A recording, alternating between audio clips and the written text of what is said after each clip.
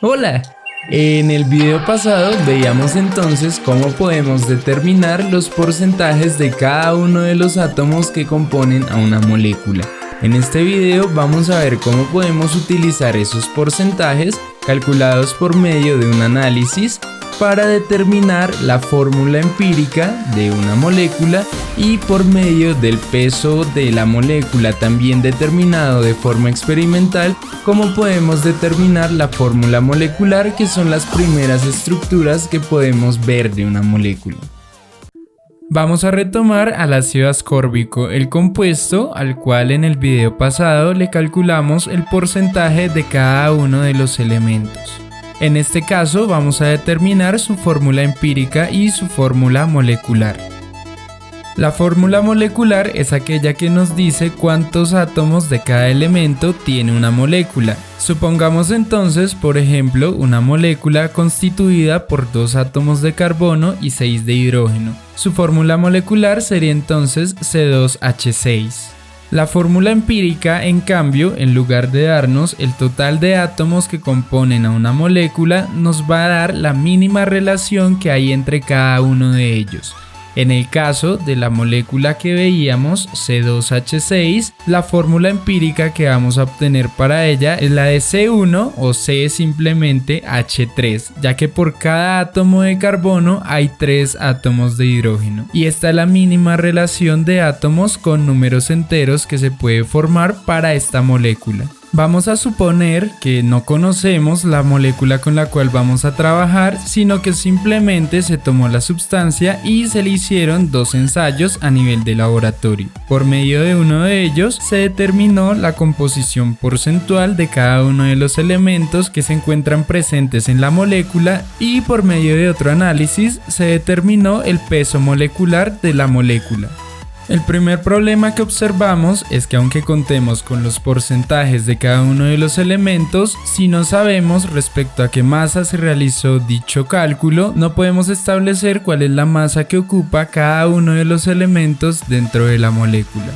Sin embargo, como veíamos en el video pasado, estos porcentajes van a ser iguales sea para un solo átomo, sea para una mol de átomos o para cualquier cantidad de una misma sustancia. Por esta razón, lo que hacemos es tomar una base de cálculo, es decir, tomar una masa hipotética mediante la cual podamos transformar los valores de porcentaje en valores de masa. De esta forma entonces ya podríamos seguir el procedimiento para determinar cuántos átomos se encuentran presentes en la molécula. Como base de cálculo entonces se puede tomar cualquier cifra, se puede tomar por ejemplo 100 gramos, 200 gramos, 222,33 gramos, cualquier cifra. Sin embargo, debido a que como el porcentaje es un valor que va de 0 a 100, normalmente tomamos 100 gramos como base de cálculo, de tal forma que la conversión de porcentaje a masa sea mucho más fácil, ya que cada 1% va a equivaler a 1 gramo. En este ejemplo entonces, si tenemos 54,50% como lo correspondiente al oxígeno, para una base de cálculo de 100 gramos diremos entonces que la masa total del oxígeno es de 54,50 gramos. Y así con todos los demás elementos que componen la molécula. De esta forma, la suma de las masas de ellos será igual a 100 gramos. Lo siguiente que hacemos es tomar de la tabla periódica los valores para el peso de cada uno de los elementos que están presentes en la molécula que estamos investigando. Como ya sabemos, este valor puede ser tomado como unidades de UMA o como gramos por molécula. En este caso, como vamos a trabajar con unidades de gramo, tomaremos entonces las unidades de la tabla como unidades de gramo por molécula. Dado que básicamente lo que nos indica la fórmula es la relación que hay entre moles de cada uno de los elementos dentro de una mol de determinada molécula, entonces el paso siguiente será determinar a qué número de moles equivalen las masas que ya calculamos para cada uno de los elementos. Esto lo hacemos entonces dividiendo el valor que obtuvimos en masa para cada elemento a partir del porcentaje que se obtuvo en el laboratorio sobre el valor del peso molecular del elemento, o lo que es lo mismo, multiplicar este valor por la relación entre gramos y moles para este elemento, de tal forma que los gramos queden en el denominador para que se eliminen y las unidades de la cifra nos quede en términos de moles. Una vez calculado el número de moles para cada uno de los elementos, podemos entonces escribir una primer fórmula empírica. En este caso nos quedaría C3,41, H4,58 o 3,41. La primer diferencia que se ve sobre una fórmula como comúnmente las hemos escrito es que un número con cifras decimales está acompañando a cada uno de los elementos, cuando lo común es que este número sea entero. Tenemos ahora que seguir un procedimiento para obtener números enteros que conserven las mismas proporciones que obtuvimos hasta este paso. Esto lo vamos a hacer en primer lugar seleccionando aquel elemento cuyo número de moles es menor entre todos los elementos que tenemos. En este caso, el carbono y el oxígeno tienen un mismo número de moles y este número es el menor de todos. Lo que hacemos ahora para cada elemento es dividir el número de moles que obtuvimos sobre el menor número de moles que acabamos de seleccionar. De esta forma, para el oxígeno nos quedaría 3,41 moles sobre 3,41 moles. Para el hidrógeno, 4,58 moles sobre 3,41 moles. En el caso del carbono obtendríamos lo mismo que obtuvimos con el oxígeno. Si ahora reescribimos la fórmula con los valores que obtuvimos en este paso, vemos que ha mejorado bastante. El carbono y el oxígeno ya cuentan con números enteros, mientras que el hidrógeno es el único que tiene un número con cifras decimales. Pero aún no es suficiente, ya que todos los números que acompañan a cada uno de los elementos debería ser un número entero. Por esta razón llevamos a cabo el siguiente paso, que consiste en multiplicar por un mismo número entero cada uno de los valores que acompañan a cada uno de los elementos. La idea es multiplicarlo por cualquier número superior a 1, ya que al multiplicarlo por 1 vamos a obtener el mismo valor. Si lo multiplicamos por 2, estamos doblando los valores, por 3 los triplicamos y así sucesivamente. En este caso, al multiplicar por 3 cada uno de estos valores, obtenemos las cifras que estamos buscando. En el caso del hidrógeno, podemos aproximar la cifra que obtuvimos a un número entero. De esta forma, con los valores obtenidos, al multiplicar cada uno de estos índices por 3, podemos reescribir nuevamente la fórmula empírica. En este caso nos quedaría C3H4O3. Esta sería la forma final de la fórmula empírica, que nos indica que la relación entre los átomos es que por cada 3 de carbono hay 4 de hidrógeno y 3 de oxígeno en la molécula, aunque aún no sabemos en total cuántos átomos de cada elemento conforman la molécula, ya que debido a que esta fórmula empírica solamente es la relación que hay entre cada uno de los átomos que hay dentro de la molécula, esta fórmula empírica sería la misma para cualquier compuesto que se pueda obtener mediante la multiplicación de los índices de cada elemento en la molécula por un mismo número. Es decir, en este caso, para la estructura C3N, H4N o 3N, en donde N puede ser cualquier número entero superior o igual a 1. En este caso, esta fórmula empírica sería la misma para los compuestos C3H4O3 en caso de que N sea igual a 1, C6H8O6 en caso de que N sea igual a 2, C9H12 o 9 en caso de que N sea igual a 3 y así sucesivamente. La estructura que nos indica cuántos átomos de cada elemento conforman la molécula va a ser la fórmula molecular, la cual vamos a calcular por medio del peso molecular que obtuvimos a nivel de laboratorio y con la fórmula empírica que acabamos de obtener. Lo que haremos ahora será entonces determinar cuál sería el peso molecular hipotético de la fórmula empírica que acabamos de obtener. Esto lo hacemos, como ya vimos en el otro video, a través de los pesos moleculares de cada uno de los elementos presentes en esta fórmula empírica. En este caso obtenemos un valor de 88 gramos por mol. Y lo que vamos a hacer ahora es comparar este peso molecular con el peso molecular que obtuvimos a nivel de laboratorio de forma experimental. Lo que estamos haciendo aquí es básicamente determinar cuál es el valor de esa N que mostrábamos en la estructura general para todo el grupo de moléculas que se pueden conseguir a partir de esta fórmula empírica. Para no confundir este número con el símbolo de las moles, de ahora en adelante lo vamos a llamar R.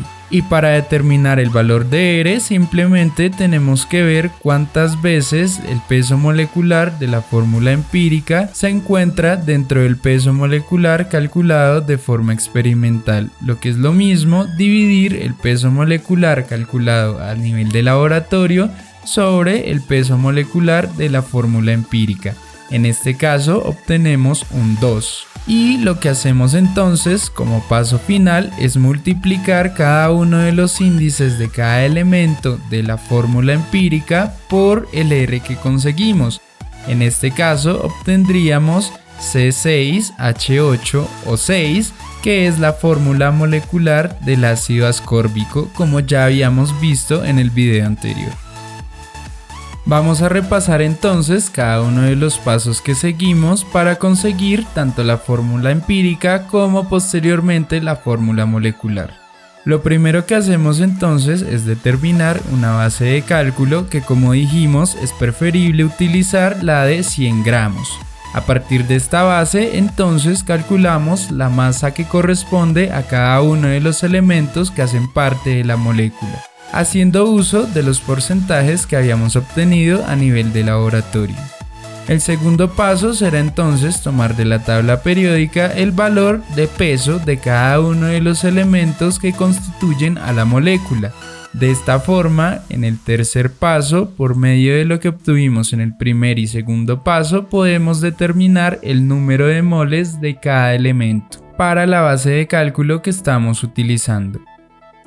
Como cuarto paso entonces vamos a dividir el número de moles que obtuvimos para cada elemento entre el menor número de moles que consigamos entre todos los elementos. En un quinto paso este valor lo vamos a multiplicar por un número hasta que consigamos que todos estos tres índices sean números enteros.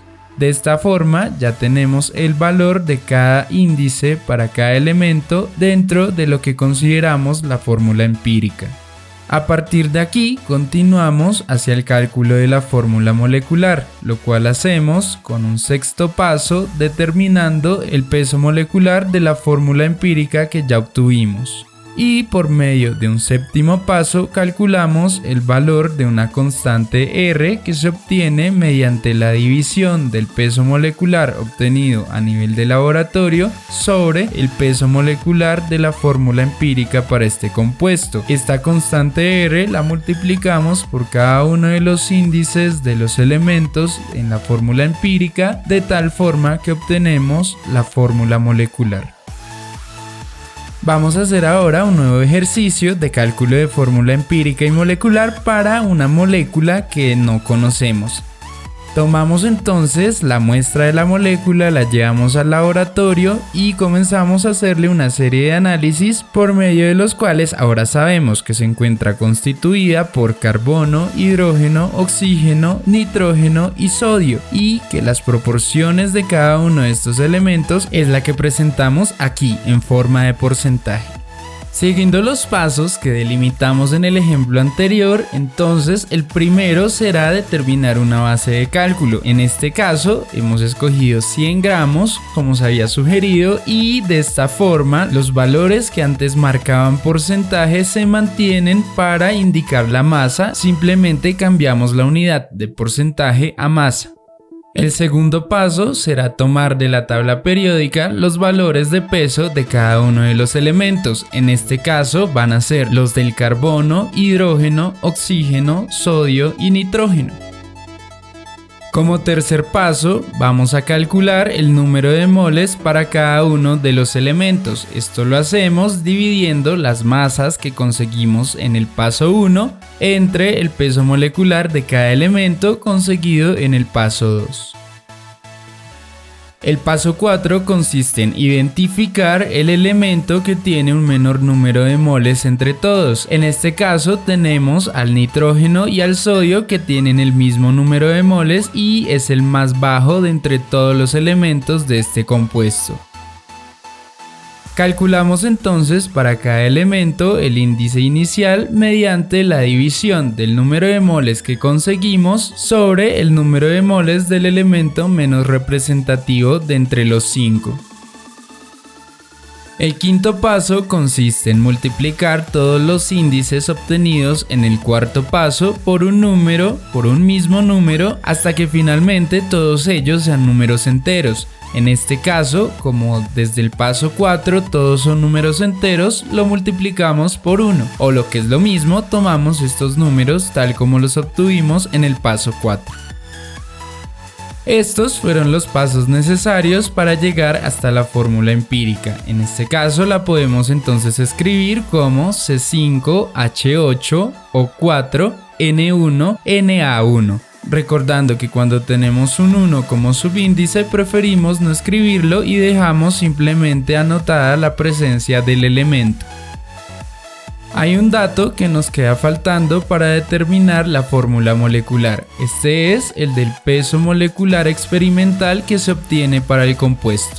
Supongamos entonces que debimos realizar una prueba adicional para determinar ese peso molecular y que por medio de ella encontramos que el peso molecular de este compuesto es de 169 gramos. El paso 6 será entonces determinar el peso molecular del compuesto que se obtuvo en la fórmula empírica. De esta forma, teniendo en cuenta ya la estructura que conseguimos y el peso de cada uno de los elementos que lo componen, podemos calcular el peso molecular de esta estructura, el cual en este caso es de 169 gramos por mol. El paso 7 y último consistirá entonces en dividir el peso molecular experimental entre el peso molecular de la fórmula empírica. En este caso, el valor que obtenemos de dicha operación es 1, con lo cual al multiplicar los índices de la fórmula empírica para obtener la fórmula molecular, tendremos que dichos índices no van a variar, haciendo que la fórmula molecular en este caso sea igual a la fórmula empírica.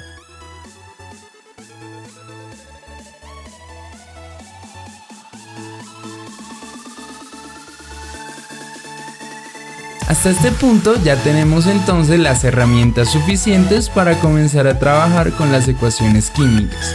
En el siguiente video vamos a ver entonces la importancia de que estas ecuaciones estén balanceadas, es decir, que los componentes que están entrando sean iguales a los componentes que están saliendo, porque hay que recordar que ni la masa ni la energía se pierden, sino que se transforman o pasan de un lado al otro, pero siempre se conservan, y cómo podemos balancearlas en caso de que no se encuentren totalmente balanceadas.